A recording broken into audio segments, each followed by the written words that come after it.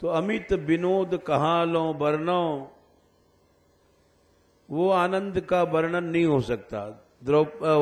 रुक्मिणी ये सोने का पलंग है, ये सब उसके आगे कुछ नहीं है। सकल सखा और नंद यशोदा वे चितते न टराही, सुतहित जानि नंद प्रतिपाले, बिछुरत विपत सहाही। हमें चैन नहीं है रुक्मिणी यहां। नंद यशोदा ब्रजवासी गोपी बोले इस सोने की द्वारका, बोले हां, यद्यप सुख निधान द्वारावती, तौ मन कहूं न रहाही। यहां एक भी ऐसी जगह नहीं है जहां हमारा मन रम जाए, एक भी नहीं है। 16,108 रानियों के भवन, बड़े बड़े सुंदर रैवतक क्रीड़ा पर्वत, लेकिन भगवान बोले यद्यपि सुख निधान द्वारावती, मोमन कहूं न रहाई। सच बात यह है कि मेरा मन कहीं भी आज तक द्वारका में एक क्षण के लिए नहीं लगा। सूरदास प्रभु कुंज बिहारी, और सुमिर सुमिर पछताही।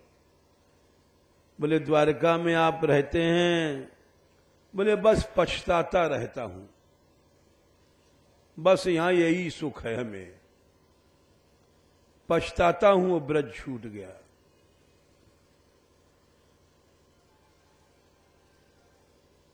सुन के रानियां चुप हो गईं। ये बात भागवत में भी लिखी है, ऐसा नहीं सूरदास ने लिखा है, कई जगह लिखा। उद्दाम भाव पिशुना मलबल गुहास, व्रीडावलोक निहितो मदनोपियासाम, सम्मुय चापमजहात प्रमुदोत्तमास्ता, यस्येन्द्रियम कुहुकैर मथितुम न शेकुः। जिनके कटाक्ष से कामदेव मूर्छित हो जाता था, ऐसी रानियां कृष्ण को मथित नहीं कर पाई, न शेकु। भागवत कई जगह कहा है, स्मायावलोक दर्शित भावहारी, भ्रूमंडल प्रहृत सौरत मंत्र शौंडैः, पत्न्यस्तु षोडश सहस्र मनंग बाणैरि, यस्येन्द्रियम विमथितुम कुहकैर्न शेकुः। कुछ नहीं कर पाई कृष्ण को। यहां गोपी ऐसे नचाती थी जैसे कठपुतली। गोपी भी स्तोभितो नृत्यद भगवान बालवत क्वचित, उद्गायते क्वचिन मुग्धस्तद्वशः दारु यंत्रवत, बिभर्ति क्वचिदाज्ञप्तः पीठकोन्मान पादुकम, बिभर्ति शिरसा कृष्ण। बोले बहुक्षेपम च कुर्ते स्वानाम प्रीतिमावहन। बहुत जाने कितना कहा है ऐसा ब्रज।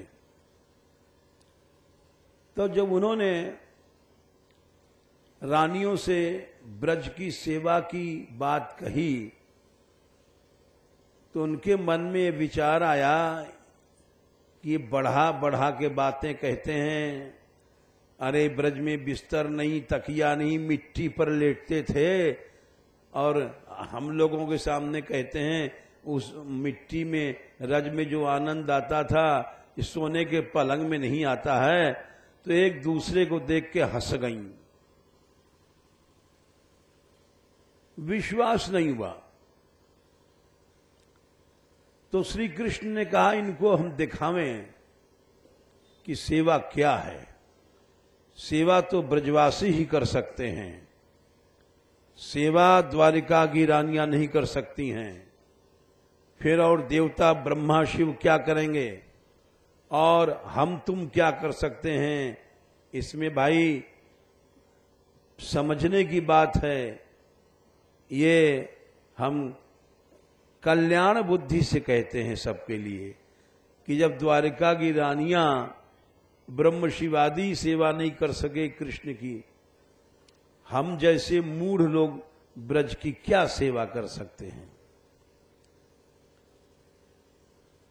श्याम सुंदर ने कहा कि इनको दिखा दें हम। एक दिन पलंग पर पड़े पड़े चिल्लाने लग गए, ओह ओह बड़ा कष्ट है, बड़ा कष्ट है। सब लोग दौड़े, द्वारकाधीश को क्या हो गया? बोले महाराज क्या है? अरे उधर शूल, पेट में दर्द हो, शूल मने बहुत टॉप का दर्द है, इधर गिरे उधर गिरे, करवट लें। सब लोग दौड़े और द्वारकाधीश हैं, बड़े बड़े राज्य वैद्य बुलाए गए।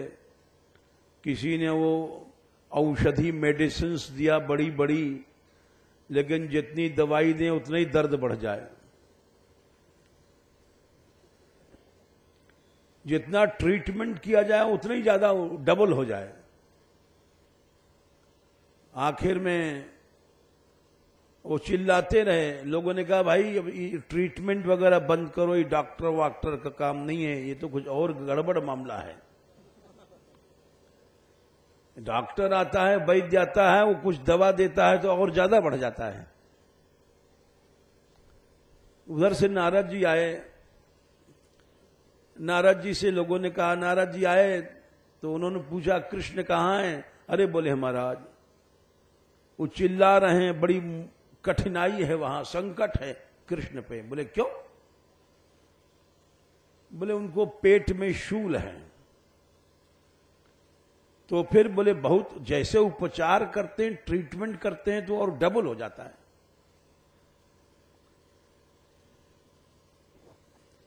बोले अच्छा चलो। गए। नारद जी ने पूछा महाराज आप ही बता दीजिए कुछ ट्रीटमेंट क्या किया जाए आपका, क्या इंजेक्शन लावें, क्या कैप्सूल लावें, कुछ तुम ही बताओ। क्योंकि आपको तो जितना ही वैद्यों ने किया सब डबल कर देता है।